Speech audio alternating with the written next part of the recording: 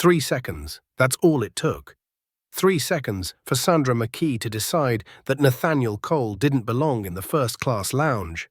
Not because of anything he said, not because of anything he did, but because of something he had no control over his skin. She narrowed her eyes with the kind of suspicion that had been honed over decades, a reflex disguised as professionalism. "Security," she whispered, and with that single word, the slow unraveling of Regardless Airways began. Nathaniel stood tall as two uniformed officers approached. His suit, custom-tailored midnight blue precision-stitched, was sharp enough to land a feature in GQ. His posture, calm and self-possessed. He said nothing as they asked him to step aside, nothing as passengers turned away, avoiding eye contact, pretending not to see. Except one. Jamal, a young intern in a crisp Regardless uniform, watched the scene with wide, incredulous eyes. He had seen that face before, on magazine covers, in keynote speeches. On the cover of Forbes, under the headline, "The Man Who Reprogrammed the Future," Nathaniel Cole. But Nathaniel didn't resist, didn't argue. As he pulled out his phone, his voice was soft, almost mechanical, protocol raven. "Begin observation mode." And with that, the wheels began to turn, quietly, invisibly, irreversibly.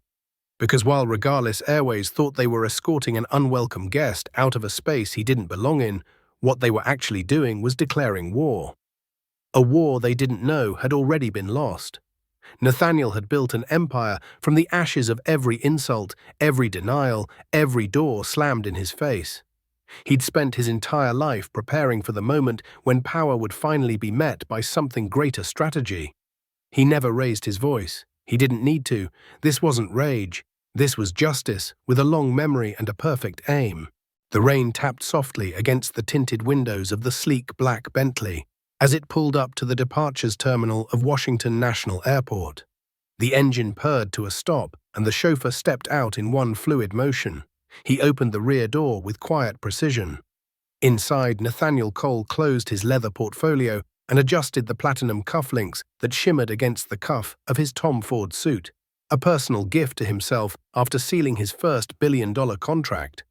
The memory of that deal stirred in him now, not for the money it brought, but for the validation, for the proof that he had made it farther than anyone ever expected him to. "Will you be needing any assistance with your luggage, Mr. Cole?" the chauffeur asked, posture crisp. Nathaniel shook his head. "Just the carry-on, James. I travel light these days." He stepped out, his polished shoes making a confident click against the pavement. Passers-by glanced up. Most looked away just as quickly. One woman's gaze lingered wary. A security guard stood a little straighter as Nathaniel passed. A man in a worn baseball cap squinted at him, like trying to place a face he'd seen on television. Nathaniel noticed it all. He always did. The small recalibrations of behavior when a black man entered a space not designed with him in mind. The tight-lipped nods. The polite but distant smiles. The unconscious clutch of a purse.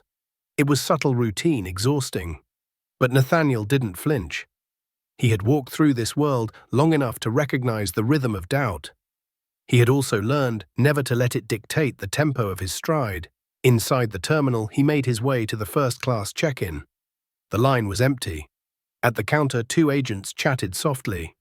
The younger one, Erica, flashed him a warm, automatic smile. But the older woman, Sandra McKee, fell silent. Her smile didn't reach her eyes. "Good morning," Nathaniel said, placing his ID and platinum frequent flyer card on the counter. "Regardless Airways to San Francisco. 11:30, departure." Sandra took the documents with a cool professional expression that barely masked the pause before she spoke again.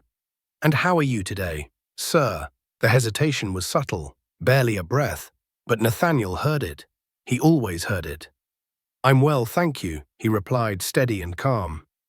Sandra began tapping her keyboard with a little more force than necessary. "Business or pleasure?" she asked without looking up. "Business," I'm sure she muttered under her breath, but loud enough for him to hear. Her eyes flicked back and forth between the ID and his face. "Cole, Nathaniel Cole." "That's correct." A brief whisper passed between Sandra and Erica. The younger woman's expression flickered with concern, then quickly reset itself. Nathaniel didn't need to hear the full conversation to know what was said. "That startup guy. Probably lucked into money. It wasn't the first time he'd heard that refrain. It wouldn't be the last. Sandra handed him his boarding pass without warmth. First-class passengers may proceed to the premium security lane, she said. Boarding begins at 10:45. Nathaniel accepted the documents with a nod. But as he walked away, he could feel Sandra's eyes trailing him, cataloguing his presence like an anomaly that needed a second glance. He didn't look back. He didn't need to. The game had already begun. The TSA checkpoint was quiet, the line for first-class travelers nearly non-existent. Nathaniel moved with quiet efficiency, placing his laptop, shoes and carry-on in the plastic bins.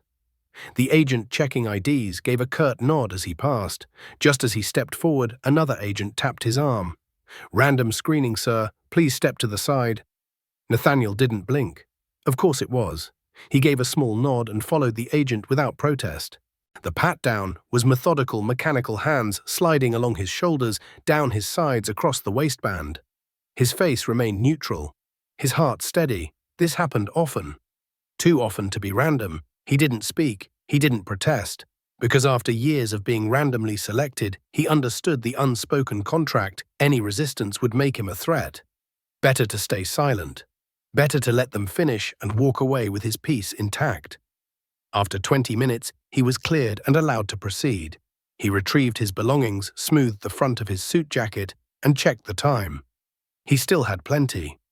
The Regardless Airways first-class lounge sat at the far end of the concourse, tucked behind a frosted glass wall and a discreet gold sign. As he approached, a young white agent with neatly combed blonde hair perked up. "Good morning, sir." "May I see your boarding pass and ID?" Nathaniel reached for his documents. Then she appeared, Sandra McKay again. Breathless, rushed, as if she'd followed him there. "I'll handle this one, Ryan," she said sharply. The young man hesitated.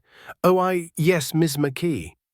He stepped aside as Sandra took Nathaniel's documents again, her hand suddenly animated, flipping the boarding pass over as though it were counterfeit.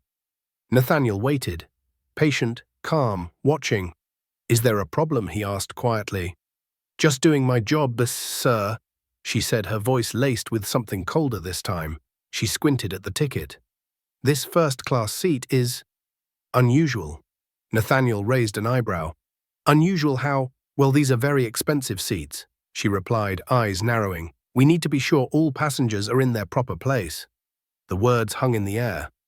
Other passengers slowed their steps, drawn in by the tension. An older white man nearby smirked, his voice loud enough for all to hear. "Maybe he's lost. Coach is that way." He pointed toward the terminal, amused. Sandra didn't correct him. Nathaniel remained composed. "I assure you," he said, "my ticket is valid." Sandra scanned the boarding pass, frowning, as if the machine had betrayed her. "This could belong to someone else," she said. "Did you find this boarding pass? Or did your employer purchase it for you?" The implication was unmistakable. Nathaniel didn't flinch. He simply reached into his wallet and pulled out his black Centurion American Express card, the kind whispered about in elite circles. He placed it on the counter without a word. Sandra's eyes widened for a second, but only a second. "Anyone could have that," she sniffed. "I'm calling security." She picked up the phone. Nathaniel didn't stop her, didn't protest. He stepped aside, hands folded in front of him. Posture perfect. Demeanor unreadable. He had been here before, too many times to count. But this time was different. This time he wasn't alone. In the shadows near the vending machines, Jamal stood frozen, watching everything unfold. His hands trembled as he pulled out his phone and began typing furiously. "They're detaining Nathaniel Cole. The Nathaniel Cole, the man who built half the systems in this airport." His thumb hovered. Then he hit send. The security supervisor arrived within minutes, a tall, broad-shouldered man with salt and pepper hair and the no-nonsense gait of someone who'd once worn a uniform. His name tag read Victor Grant. "What seems to be the problem here?" he asked, voice even but firm. Sandra turned to him, arms crossed. "This gentleman is attempting to enter the first-class lounge with what I believe may be fraudulent documentation." Gentleman. That word again. A weapon disguised as civility. Victor turned to Nathaniel. His eyes flicked briefly across the ID and boarding pass, then back to the man before him. Recognition flickered in his gaze, but professionalism held. "Sir, may I see your ID and boarding pass?" he asked respectfully. Nathaniel handed them over, wordless. Victor examined them carefully, then looked to Sandra. "Miss McKee," he said, voice clipped. "Everything appears to be in order. Mr. Cole's documentation is valid." Sandra's jaw tightened. "But he doesn't," she stopped herself. "I mean, it seemed suspicious. The system flagged. The system flagged nothing." Victor cut in steel now in his tone. "There are no alerts on this passenger. I still want him removed from the lounge," she pressed. "Just to be safe. You know we can't be too careful." Victor hesitated. His job, his protocol compelled him to act. But his instincts, honed over decades, warned him this wasn't safety. This was something else entirely. Still, he turned to Nathaniel. "Sir, I apologize, but would you mind coming with me while we sort this out? It's just procedure." Nathaniel inclined his head. "Of course." As they walked away, Nathaniel's eyes scanned the lounge. He didn't look angry. He didn't look afraid. He looked calculating. And Jamal saw it all. From across the terminal, still clutching his phone, still shaken, still recording, Nathaniel followed Victor past rows of indifferent travelers and disinterested employees, until they reached a discreet security office tucked near the back of the terminal. Victor held the door open. "Mr. Cole, it's all right, Mr. Grant," Nathaniel said. "I understand, you're doing your job." Victor looked conflicted. "For what it's worth, sir, I recognize who you are. This shouldn't be happening." Nathaniel offered a tight, knowing smile. "It's happened before, and sadly it will happen again." He reached into his pocket. This time, though, he said quietly, "It won't go unnoticed." He tapped his phone. "This is Cole, Protocol Raven. Full spectrum engagement. Begin observation mode." He hung up, slipped the device back into his jacket. Outside the office, the wheels were already turning. Jamal, back in the terminal, was furiously texting a friend in the regardless IT department. They just messed with Nathaniel Cole. Like the Cole AI Cole, yes, we are so screwed. 20 minutes later, across the city, a woman sat behind tinted windows in a sleek black SUV parked near the airport entrance. Her eyes were sharp, her posture alert. Leah Okoro, head of global security for Cole Dynamics. Her phone buzzed. "Protocol Raven is active," Nathaniel's voice said in her ear. "Understood," she replied. "Assets in place. Moving into position now." As the call ended, she opened a secure tablet. On the screen, real-time scans of Regardless Airways infrastructure began to populate networks, financial flows, internal comms, offshore accounts. What Sandra McKay had triggered was no isolated incident. It was a declaration of war. And Leah Okoro had spent years preparing for this exact scenario. Because when Nathaniel Cole said full-spectrum engagement, it meant just one thing: everything was now in motion. And Regardless Airways had no idea how fast it was about to fall. 28 years earlier, the boy who would become Nathaniel Cole sat on the cracked stone steps of the Greenwood foster home. His legs dangled too thin for his age, his sneakers scuffed at the toes. A worn, spiral-bound notebook rested in his lap, its pages filled with numbers, patterns, equations that danced far beyond the understanding of most adults. Beside him sat Miss Patterson, his caseworker. Her gentle hand rested lightly on his shoulder, a lifeline in a world that had already failed him too many times. "She's not coming today, Nathaniel," she said softly. "I'm so sorry." He didn't look up, didn't cry, didn't frown, just kept scribbling in his notebook pencil, scratching across the page in neat, furious lines. "It's okay," he murmured. "I need to finish this anyway." Miss Patterson glanced at the page. Swirls of symbols, matrices, forecast graphs. "What are you working on?" she asked, not expecting a real answer. "It's a system," he said, simply never pausing in his work. "To predict patterns. If you know the pattern, you know what comes next. Then you can prepare." Her heart ached. Of course. Of course, a child who had lost both parents in a car crash at 6 years old would obsess over prediction, over prevention. It was his way of controlling a world that had spun too far out of control. "You're a special kid, Nathaniel," she whispered. "Someday, everyone's going to know it." He didn't respond. He didn't need to. By age 14, he had cycled through 4 foster homes, each one colder than the last. He learned to adapt, to observe, to speak only when necessary. At predominantly white schools, he was the only black student in class. He learned to endure the whispers, the jealousy, the isolation. He became invisible but sharp. At Marshall High School, he caught the attention of Mr. Winters, the math teacher. One afternoon, Winters asked him to stay behind. "You're wasting your time here," he said, tapping a set of calculus problems Nathaniel had solved while the rest of the class still struggled with pre-algebra.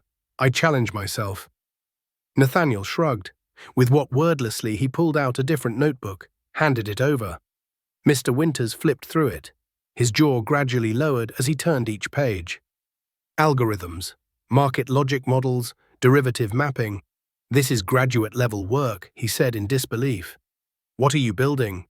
Nathaniel hesitated, then answered softly, "A predictive model for financial markets. It's just a hobby."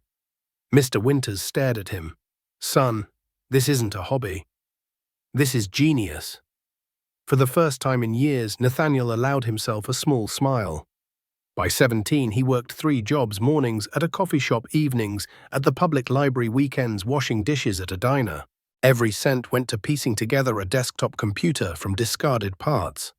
One night, his foster father, Jim, found him coding at 3 a.m. Eyes rimmed red, the glow of the monitor flickering across his determined face. "You're gonna burn yourself out, kid." "I'm fine. What's so important it can't wait till morning?" Nathaniel hesitated. "I'm finishing an app for my MIT scholarship application. It predicts food shortages using weather patterns and crop data." Jim stared, blinking slowly. "You're—" What? Nathaniel turned the screen toward him. The program mapped risk zones by season, offering months of early warnings for humanitarian organizations. Jim shook his head, stunned. "You're something else, kid." That weekend, after 3 hours of sleep and another shift at the coffee shop, Nathaniel came home to find a letter waiting for him, express delivery. He opened it with trembling fingers. Inside, a full scholarship offer from MIT. That night, for the first time in his life, there was a party in his honor. Cake, balloons, music from a scratched CD player, a toast made in plastic cups. It should have been the beginning of a perfect story. It wasn't, because the world doesn't reward brilliance alone, especially not when it's housed in a young black man from nowhere.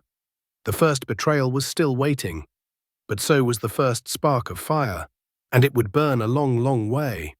2 years after arriving at MIT, Nathaniel Cole sat across from 3 white men in an icy conference room in downtown Boston. The carpet was too soft, the smiles too sharp. He was 19, dressed in his best second-hand blazer, gripping a prototype folder filled with his life's work. His algorithm, refined, tested, elegant, could predict food shortages up to 6 months in advance, using real-time weather data and crop analytics. It had already drawn interest from humanitarian organizations, and for Nathaniel, it wasn't just code. It was a lifeline, a solution, a legacy. But across the table sat Bradley Winston, silver-haired venture capitalist and senior partner at Winston Financial Group. He flipped through Nathaniel's work like it was a napkin menu. "Impressive," he said with a patronizing smile. "Rough around the edges, of course, but we see potential." "Thank you," Nathaniel said, voice firm but polite. Andrew Phillips, another partner, leaned forward. "We're prepared to offer $50,000 for the intellectual property." Nathaniel blinked. The projected impact is worth millions. Winston laughed as though Nathaniel had told a charming joke. "Optimistic, aren't you?" He folded his hands. "You're a college sophomore. We'd be taking all the risk here. You've got talent, no doubt, but no track record, no infrastructure. And let's be honest, no leverage." Nathaniel met his gaze evenly. "I built this, tested it. The World Food Program has shown interest." Winston waved him off. "They don't write checks. Hedge funds do. And that's where this has real value." Suddenly it clicked. Nathaniel leaned back slowly. "You want to strip the humanitarian purpose," he said. "Package this for Wall Street, use it to time commodity markets and inflate prices." Andrew smiled like a man who'd just been caught in a lie he didn't mind repeating. "Let's be practical, Mr. Cole." The third partner, Robert Davies, added, "You have no family, no wealth, no connections. This offer is generous." Nathaniel stood. "Thank you for your time." Don't be foolish, Winston warned. You walk away, we'll build our own. You'll get nothing. I'll take my chances. He left. 6 months later, Winston Financial released a platform nearly identical to Nathaniel's. They had reverse-engineered enough from his demo to cash in. They sold it to hedge funds, made millions. Nathaniel got nothing, not even credit. It was the first betrayal. But it would not be the last. It taught him something vital. Brilliance without power is prey. From that day forward, Nathaniel vowed never to walk into another room without leverage. He buried himself in study law finance network architecture. He taught himself how systems worked, not just technically but politically. He learned who had access, who held keys, who manipulated perception and policy. And then he built Cole Dynamics. Brick by digital brick, a company founded on silence, on strategy, on survival. And now, all these years later, as Jamal's panicked texts flew across the Regardless internal network, and as executives began to murmur in closed rooms about the incident, Nathaniel knew what came next. They thought they were dealing with a tech founder. What they didn't realize was that he'd spent his entire life studying systems, not just to survive them, but to outmaneuver them. One algorithm at a time. The whispers began in the break rooms first. Did you hear who that guy was, Cole? Like the Cole. AI systems, military contracts, airport infrastructure, the Cole. By mid-morning, Regardless Airways employees were no longer whispering, they were panicking. Inside the IT department, Derek Wells nearly choked on his coffee as he read Jamal's text. He called immediately. "Are you serious right now?" he demanded. Jamal, crouched behind a pillar near the terminal cafe, hissed into his phone. Dead serious. They pulled Nathaniel Cole out of the first-class lounge like he was a damn security risk. Sandra McKee and a supervisor, Victor Grant, I think. Derek's voice shot up half an octave. Do you even realize what that means? His company's software runs this airport. His cybersecurity protocols are embedded in half the terminals here. He's basically the reason your badge scans work.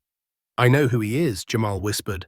My senior project at Howard was built off one of his early algorithms. He's a legend. And they treated him like a threat, Derek muttered. We're screwed. Across the concourse, Victor Grant sat alone in his security office, re-watching the footage from the lounge. Sandra's posture, her tone, the escalation. The moment she intercepted Cole, mid-step, breathless, from chasing him down like he was trespassing. It was worse than he remembered. He leaned back in his chair, exhaling sharply. 20 years of following protocol. 20 years of seeing patterns emerge. The random screenings that weren't random. The over-policing of passengers who didn't look right in premium spaces. He'd witnessed it all, quietly, professionally, regretfully. Now it was on video. And the man in that footage wasn't just another traveler, he was the system they thought they controlled. Just then, Victor's desk phone rang. He answered instinctively. Grant. Mr. Grant came a smooth, crisp female voice. My name is Leah Okoro. I'm head of global security for Cole Dynamics. Do you have a moment to speak privately? Victor stiffened. How did you get this number? That's not important, Leah replied. What matters is that we have a mutual acquaintance. Mr. Cole was impressed by your conduct yesterday. Victor looked at the paused footage again. I was just doing my job. Leah's voice dropped quieter now. And whose job was that, Mr. Grant, regardless or the unspoken one keeping certain people in their place? Victor clenched his jaw. That's not fair. Maybe not. But it's true, isn't it? Silence stretched.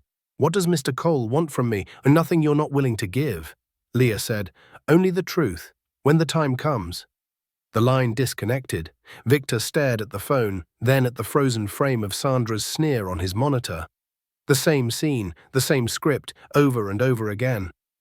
And for the first time in 2 decades, he wondered if doing his job had ever meant doing the right thing. Elsewhere in the terminal, Jamal continued typing, this time more carefully, more deliberately. The terminals, the supervisors, the managers who whispered about Nathaniel being removed quietly. He typed and paused, then typed again. This isn't over. He's not just a name, he's the storm coming. And then he hit send. Not just to Derek, but to the entire internal Regardless employee network. In a black SUV parked just beyond the airport's main terminal, Leah Okoro tapped commands into her secure tablet. Her expression remained unreadable, but her mind was moving at full speed. She wasn't just launching a countermeasure. She was preparing a strike that would slice through layers of corporate armor, public image, and legal insulation. On her screen, Regalis Airways unfolded like a digital organism board, members' subsidiaries, shell companies, legal liabilities, and buried scandals all mapped in real time. Her phone buzzed once. Protocol Raven is active. Nathaniel's voice. She didn't need more than that. Understood, she whispered, assets in place.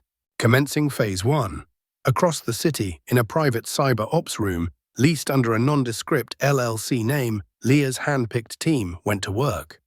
20 specialists, former NSA cryptographers, ex-journalists, human rights investigators, forensic accountants, synchronized like gears in a watch. Each one with a target. Each one with a purpose. Initial intel on Regalis is damning, one analyst reported. Heavy ties to offshore accounts, Cayman, Switzerland. Their CEO, Charles Whitmore, has deep links to political donors on the Senate Transportation Committee. Cyber infrastructure, Leah asked without looking up. Outdated, patched over too many times, vulnerabilities everywhere. Internal culture, another analyst chimed in.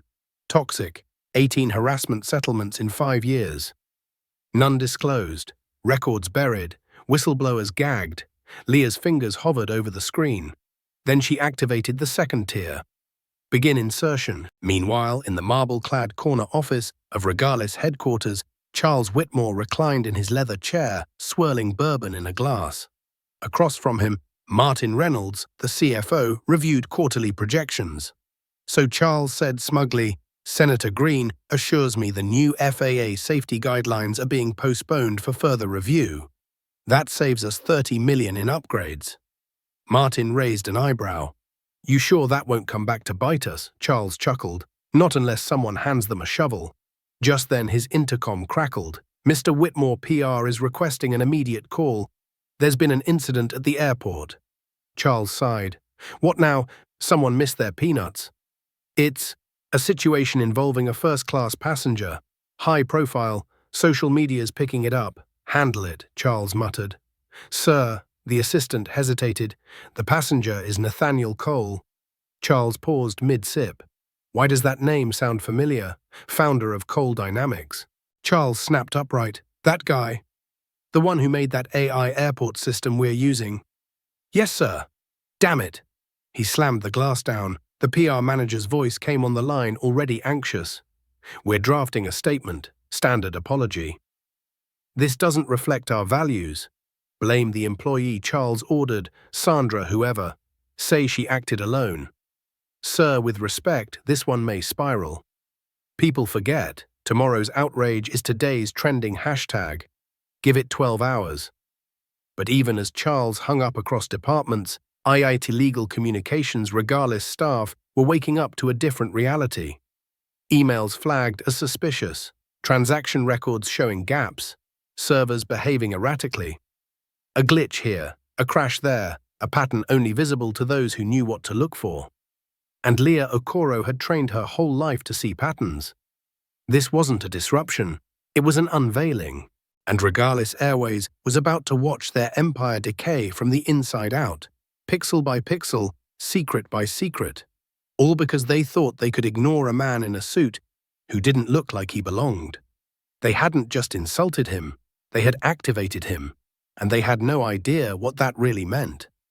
Back in the Regalis break room, the air was unusually still.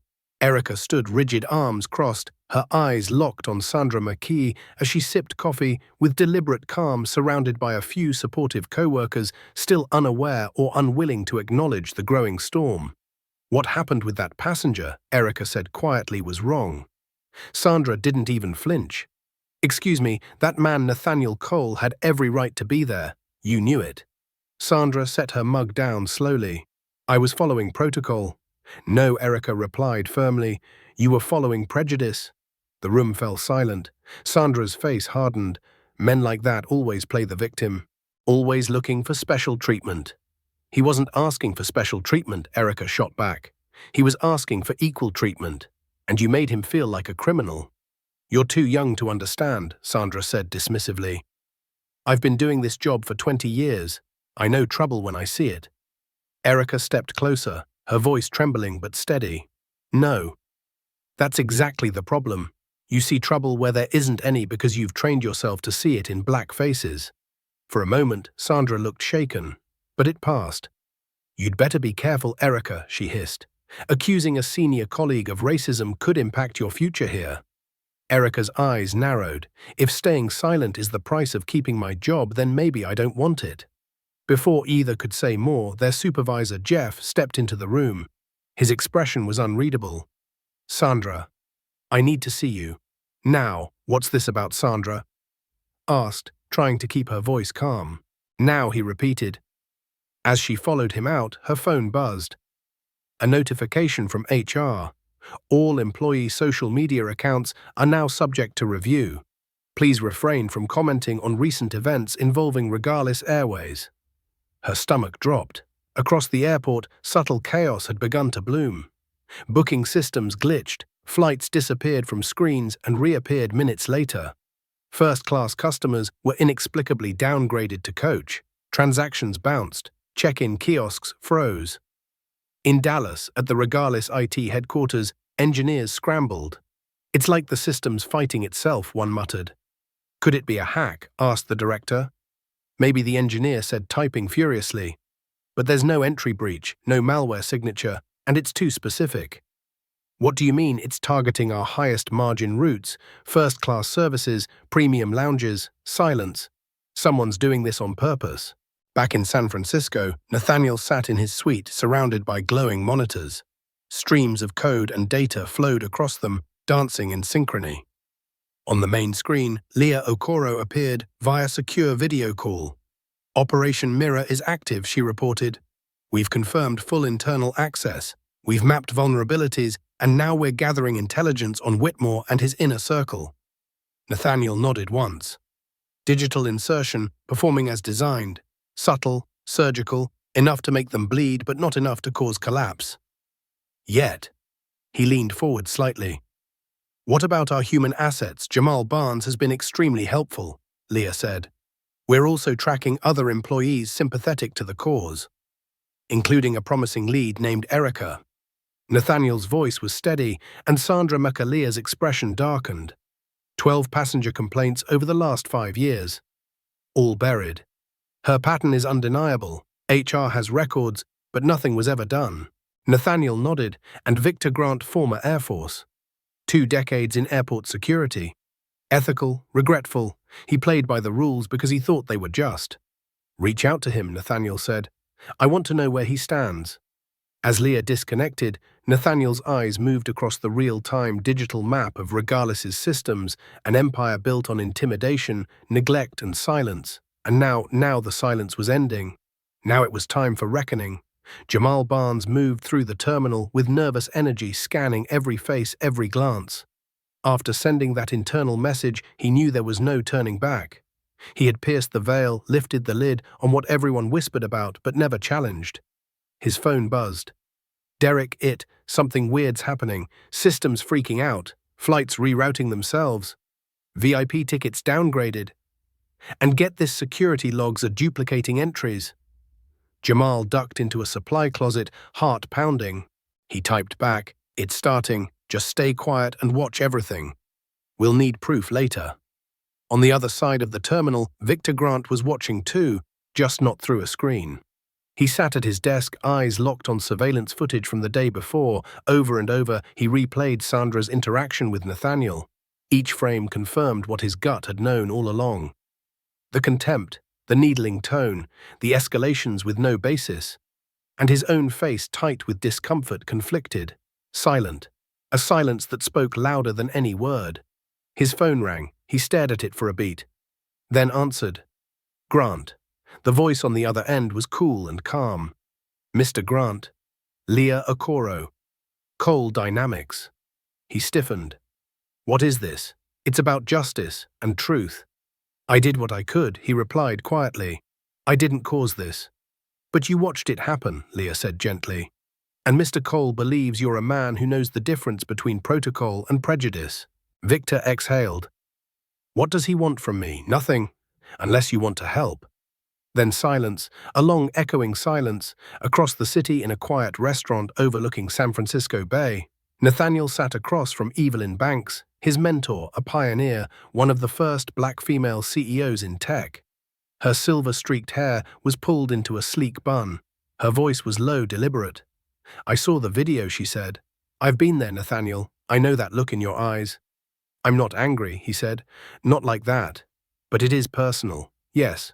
She sipped her wine. "Good. Just don't let that be the only reason you act." "It's bigger than me," he said.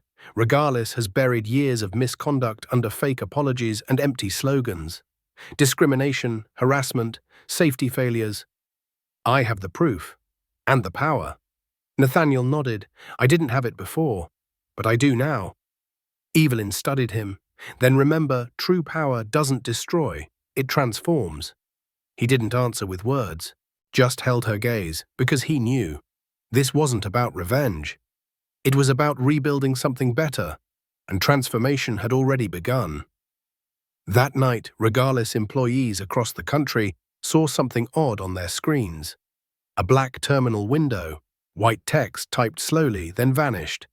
"This is only the beginning." In a Dallas IT center, the director cursed under his breath. In the New York hub, confused passengers were offered apologies that didn't explain much. In Atlanta, Sandra McKee sat in HR, receiving a suspension notice. And in San Francisco, Nathaniel stood on the balcony of his suite, watching the city blink beneath him. Regardless Airways had no idea what was coming next, but the balance was shifting, and the systems built to suppress were starting to collapse. At 4:13 a.m. Eastern Time, the first domino fell. Regardless Airways' global booking system crashed without warning. Check-in kiosks at major hubs blinked out. Flight manifests disappeared. Customers at airports from LAX to JFK were left stranded, clutching printed itineraries and frustration. Gate agents scrambled their screens, frozen their phones lighting up in cascades of urgent calls. In Dallas, the Regardless ET war room was chaos. Engineers cursed, sweating through their shirts. "This can't be a coincidence," one barked. "Our backups, why the hell aren't the backups kicking in? Because they've been overwritten," another whispered, staring pale-faced at his monitor. "It's like someone knew every hole in the system, every vulnerability." The CTO arrived just in time to hear a junior analyst mutter, "This isn't a glitch." At 6:00 a.m., panic went public. CNN, Fox, MSNBC, every major news network aired live images of crowded terminals, grounded planes, crying babies, and angry travelers shouting at overwhelmed staff. Then at precisely 9:00 a.m., it happened. A multi-platform information release detonated across the internet like a digital supernova. The Washington Post dropped a front-page expose, "The air we breathe." Inside, Regardless Airways' culture of corruption, falsified maintenance records, racial discrimination complaints buried, NDA-covered settlements from harassment suits, offshore financial accounts tied to shell companies, internal memos warning of safety risks ignored. At the same moment, the SEC's public portal lit up with a whistleblower filing evidence of securities fraud and executive misconduct at Regardless Airways. It included board meeting minutes, private email threads, and transaction records painstakingly catalogued and irrefutable. CNN cut away from a sports segment to the headline breaking Regardless CEO under investigation for fraud and discrimination. In his office, Charles Whitmore watched his world dissolve in real time. His phone rang non-stop, board members, attorneys, political allies, but none had answers. "This isn't just a leak," Martin Reynolds said grimly, scanning a tablet. "This is a campaign." "Where's Ethan Ross?" Charles barked, trying to suppress the media fallout, but it's like fighting a wildfire with a teaspoon. Then the final blow. Fox News aired a live press conference with Senator James Wheeler, Transportation Committee, flanked by none other than Leah Okoro.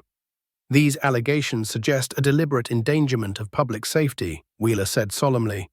"We will pursue this to the fullest extent of the law." Charles went white. "Wheeler was on our side," he whispered. Martin looked away. "Not anymore." Elsewhere, Victor Grant sat calmly in a news studio, speaking with conviction into the camera. His military background gave him quiet authority. I witnessed systemic bias and flagrant neglect. The incident with Mr. Cole was not isolated. It was the culmination. A second channel showed Jamal Barnes young but composed, recounting the moment he saw injustice unfold before his eyes. He was treated like a criminal, and when I tried to speak up, I was threatened. But I'm speaking now. The hashtag Regardless Reckoning trended across platforms. At Regardless HQ, HR handed Sandra McKee a termination letter. Photographers outside captured her exit as she was escorted from the building. She hissed at Erica in the break room, "Before leaving, you did this." Erica didn't flinch. "No. You did every time you chose bias over decency." And somewhere in a quiet office above the chaos, Helen Voss took a call from Leah Okoro. "It's time, Ms. Voss," Leah said. "The board needs someone untouched by corruption, someone they can trust to rebuild." Helen didn't respond immediately. But she knew. Everything was shifting. And this time, the future wasn't being shaped behind closed doors. It was being reclaimed out in the open. One truth at a time. Inside the glass-walled boardroom of Regardless Airways, chaos reigned. Executives shouted over one another. Legal teams argued with public relations. Phones rang non-stop. The air was thick with fear, blame, and desperation. Charles Whitmore stood at the head of the table, pounding a fist on the polished mahogany surface. "This is a coordinated attack," he roared. "Cole is using his tech empire to destroy us." Or William Freeman, a senior board member, said coldly, "He's exposing the rot we've ignored for years." The CFO, Martin Reynolds, stood grim-faced. Stocks down 47%. Creditors are tightening. Regulators are circling. "If we don't act, we won't survive the week." "We are acting," Charles snapped. "Ethan Ross is containing the leaks." But even he didn't believe it. Just then a staffer burst into the room, breathless. "Sir, you need to see this." She handed Charles a tablet. On the screen, an email thread between Charles and Bradley Winston. It outlined efforts to suppress safety reports on the 737 fleet. It included instructions to pressure whistleblowers and manipulate audit results. The documents were watermarked, verified. Everyone in the room saw it. Charles turned pale. This is fabricated." "No," Martin said softly, "it's not." William Freeman pushed back his chair. "We're convening an emergency vote. Immediate suspension of Charles Whitmore as CEO. Effective now." "You can't do this," Charles growled. But they could, and they did. Across town, in a high-rise overlooking the bay, Nathaniel Cole stood before his own board of directors at Cole Dynamics. His tone was calm, controlled. "Regardless Airways is on the brink," said Rebecca Lawson, his chief legal counsel. "Their liabilities are massive, but their infrastructure routes and personnel are still salvageable. We've prepared an acquisition proposal," another executive added, "at $20 per share, half their value from last week, but still above current market." Nathaniel nodded. "And we're committing to preserve all employment levels for a minimum of 2 years. This is not about gutting a company, it's about restoring it." A moment of silence, then unanimous approval. Cole Dynamics would move to acquire controlling interest in Regardless.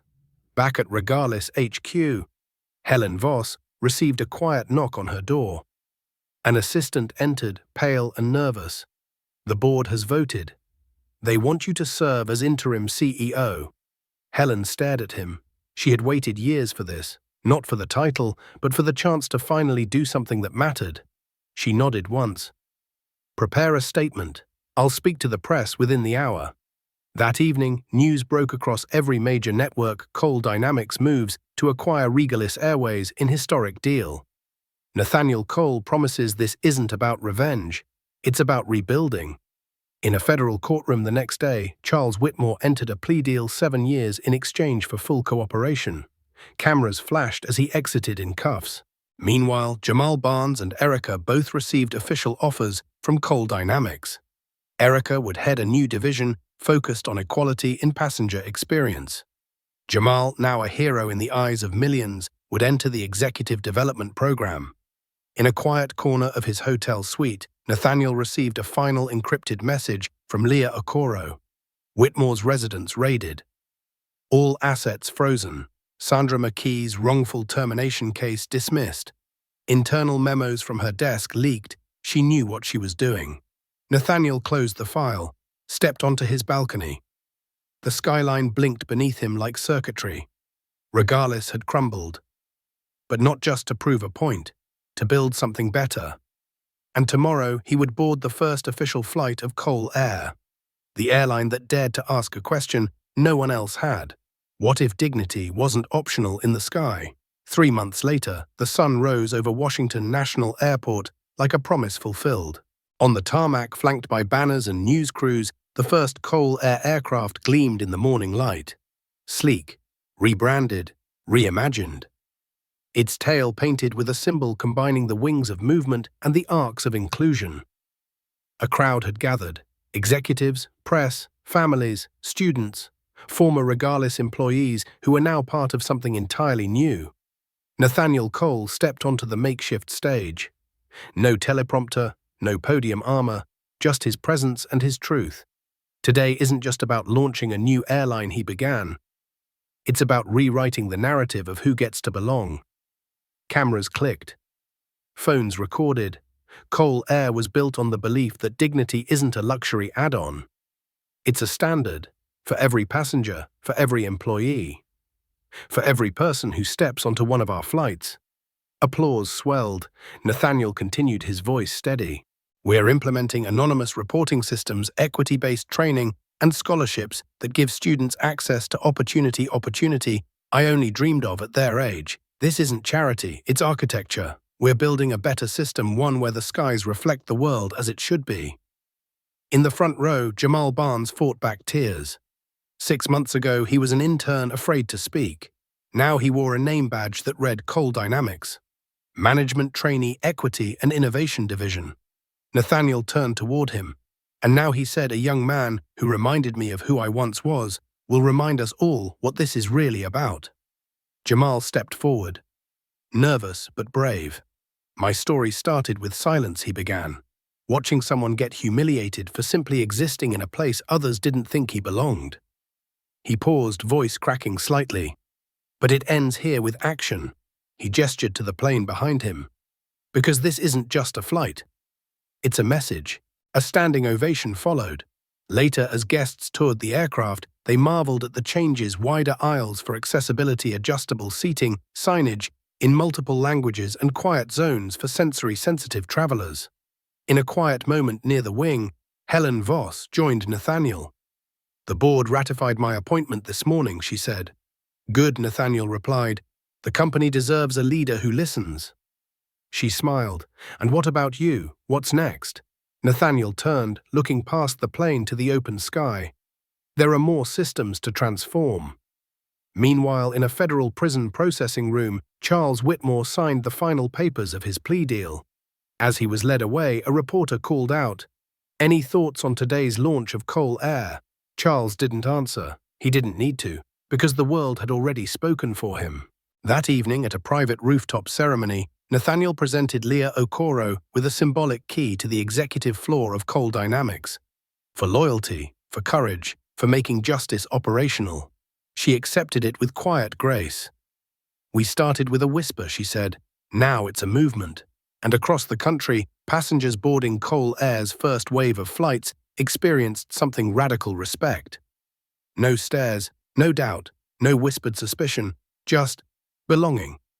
As Nathaniel boarded his own flight seat 1A on Cole Air 001, he was greeted by a flight attendant with a soft smile. Mr. Cole, she said, handing him a glass of water, it's an honor to have you aboard. He looked out the window, watched as the plane began to taxi. And as the ground fell away beneath him, he whispered, this isn't the end of a journey. He smiled. It's the beginning of a legacy. The inaugural flight of Cole Air 001 climbed steadily into the sky, its polished wings slicing through layers of early morning haze. As the city of Washington receded below, a sense of quiet reverence filled the cabin.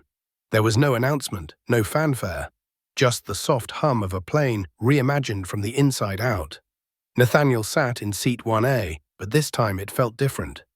No stares, no double takes, no sideways questions, just a gentle nod from a flight attendant who saw him, not his status, not his past, not his skin, but him. The cabin was a reflection of values made real. Materials were sustainably sourced. Seats were designed for all body types. The signage welcomed passengers in 5 languages. There was even a small library shelf at the front filled with books written by underrepresented voices in aviation and tech. Every detail whispered a single message: "You belong here." Nathaniel turned to the window, watching the clouds scatter below like the layers of systems he had just unraveled. For a moment, he let his guard down. Not to relax, but to reflect. He thought of Jamal, nervous on that first call, but unshakable when it mattered. Of Erica, quiet, steady, brave enough to speak when silence was easier. Of Victor Grant, haunted by his role, but strong enough to change sides. Of Leah, his anchor, his shield, and the strategist who made everything possible. And Evelyn, who had reminded him that true power isn't loud, it's lasting. This wasn't about an airline anymore. It was about every system that had ever told someone like him, "You can't sit here. You don't belong here. You're not one of us." Now the cabin was full, and everyone belonged. Back in his hometown, the technology center Nathaniel funded had just opened its doors. Children flooded its hallways, logging onto computers for the first time. One small girl clutched a tablet, tracing code with her fingers, not knowing her name would be the one on a scholarship in 10 years. This was the ripple effect. This was what it meant to dismantle an empire, not for vengeance but for vision. His phone buzzed once. A message from Leah Systems stabilized. "All assets secured. The world is watching and learning." He replied with one word: "Continue."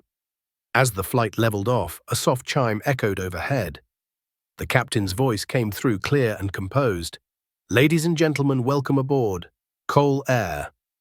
Today's flight is not just a route, it's a beginning." Nathaniel smiled. He thought back to the equations he scribbled on the steps of a foster home, back when all he had was a notebook and a hunger to predict what came next. Now he didn't have to predict anymore. He was writing it, line by line, altitude by altitude. As the plane soared westward, chasing the sun, the cabin light softened. The clouds parted. And somewhere in the distance above the noise and beyond the headlines, a legacy took flight. Not one built on power, but one built on purpose. 3 days later, Nathaniel returned not to a boardroom or a press event, but to where it had all begun. The south side of Chicago. The streets were quieter now, the storefronts a little more worn, but the spirit was still there. The same cracked sidewalks, the same corner deli where his foster brother used to buy day-old donuts. The same elementary school still standing, still underfunded. He stood outside Greenwood Elementary, watching a group of children rush inside for the morning bell. A security guard gave him a curious glance, then recognized him. A slow smile spread across her face. She nodded. Respectfully, silently, inside the gymnasium, rows of metal chairs had been set up for a special assembly. Teachers whispered excitedly. Students buzzed with rumors. "Is he really coming? I heard he flew in on a private jet." Nathaniel walked in just as the principal adjusted the mic stand. Dr. Angela Williams greeted him at the door, a tear in her eye. "You really came." Nathaniel smiled. "I promised I would." He stepped onto the makeshift stage. No suit, no press, just jeans, a black sweater, and a quiet voice that didn't need volume to be heard. "I used to sit right where you're sitting now," he began, his tone soft but clear. "I used to dream about a world that didn't yet exist, one where I didn't have to apologize for my presence." He scanned the room. "And now I'm here to tell you, you don't need permission to dream." Gasps filled the room as he revealed the plans behind him, a $50 million initiative under the Cole Foundation. A state-of-the-art technology and innovation center, mentorship programs, fully funded scholarships to STEM universities, and internship pipelines into industries that once ignored neighborhoods like this. "This isn't charity," he said. "This is investment. In you. In us. In what's possible when brilliance isn't overlooked because it wears the wrong shoes or speaks with the wrong accent." The children cheered. Teachers wiped their eyes. A boy in the back whispered to his friend, "I want to be him someday." Nathaniel stepped down from the stage, shaking hands, listening to stories, letting the energy of hope settle around him. That evening, back on his jet, he gazed out the window at the city as it disappeared beneath the clouds. He thought of the boy he used to be alone on foster home steps, scribbling patterns into notebooks. He hadn't just predicted change, he had become it. He opened his laptop. A message from Leah waited. Final systems audit complete. All regardless legacy infrastructure absorbed. Ethics review launched across all subsidiaries. Press asking if there's a blueprint others can follow. He smiled. There was. And it started with seeing people, really seeing them. Not as risks, not as quotas, not as exceptions, but as equals. As the lights of the city faded below, Nathaniel closed. His laptop leaned back and let the silence wrap around him. It wasn't quiet because nothing was happening. It was quiet because the next movement had already begun. The foundation was laid. The storm had passed, and in its place a new sky. One where justice flew at 35,000 feet and everyone had a window seat. If this story stirred something within you, don't let it pass in silence. Leave a comment. Justice may be slow, but it always arrives. Subscribe to the channel for more stories like this. Stories that aren't just watched, but reflected in. And above all, share it with someone who needs a reminder that the world can change when we're brave enough to stand tall. Because this wasn't just a story. It was a reminder that silence is a system, and truth is its undoing.